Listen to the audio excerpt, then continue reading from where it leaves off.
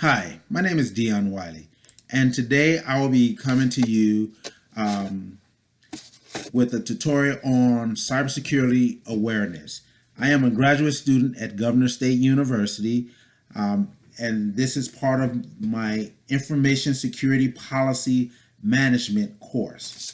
First of all, as part of the cybersecurity awareness, we'll be discussing safeguarding your data. Part of safeguarding your data is how to protect your identity. One of the ways that we can use to protect our identity is use different usernames and passwords.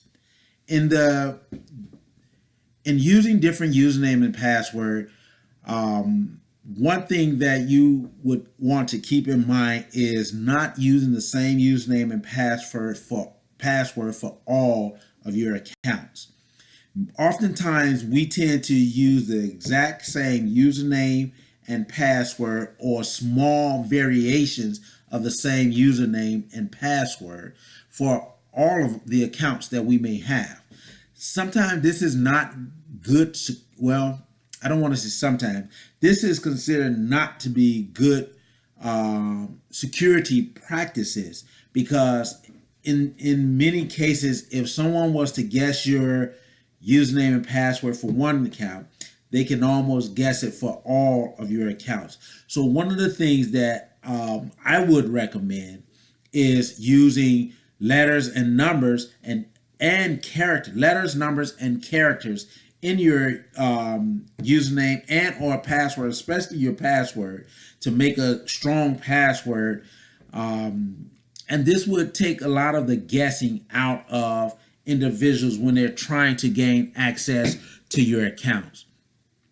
And then the other thing is change your password regularly.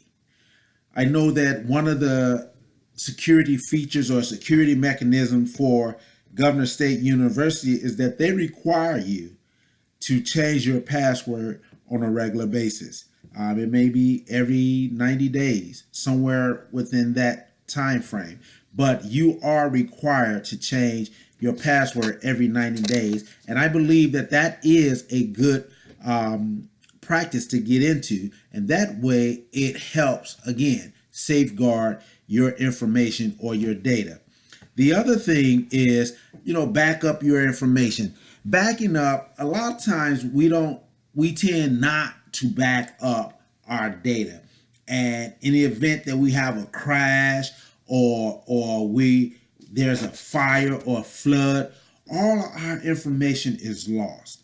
So it is vital, or it is important, to protect your files from virus and or physical damage. So one of the things that you can use, or one of the things that you can do, is use an external or removable media to back up your information. Me personally, I have an external hard drive, a 500 gig external hard drive. I have a 1.5 terabyte hard drive where all of my computers that I have are backed up, and then I have a backup of the backup. Just in case something happened. I try to make sure that I'm proactively keeping my data stored. Whereas if I need it and something happened to this system or that system, I'm able to go back to it, or I'm able to pull that removable media and pull up that information. And then the other thing is back up regularly. Every day we're doing something on our computers. Whereas we may be changing files, create new data, create new information. And at some point we have to begin to back up that information so that when it comes time for it, we have it in our possession. Another way to safeguard your data is to delete mail, or delete mail from unknown users. Oftentimes we get spam mail or mail from various sources, and then that has attachment. We just open them up and just begin to follow links And a lot of times this could potentially cause problems for us. We don't know if we're infecting our computer with a virus, or placing ransomware on our computers, or creating a portal for someone to hack into our system. So one of the things that we may want to keep in mind is to never open emails or attachments from people that we don't know. What I tend to do now is if I get an email from somebody that I don't know, I immediately set it up as spam, send it to my spam folder, and identify that particular sender or that particular domain or email address as a spam email address, so that it doesn't come back into my inbox. It go directly to my spam mail. We don't want to follow links from or follow any links to websites, especially we get information from people that we don't know. We're quick to hit that hyperlink and just send us to various pages. Again, we don't know what that might do or where that's taking us to.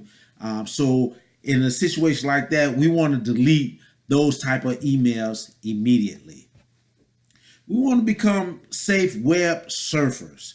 We want to be careful about how or when we share personal information, what sites we share personal information on or give personal information, because all sites are not trusted sites. We want to make sure that we check the privacy settings and make sure that they're on or turned on or even turn them on.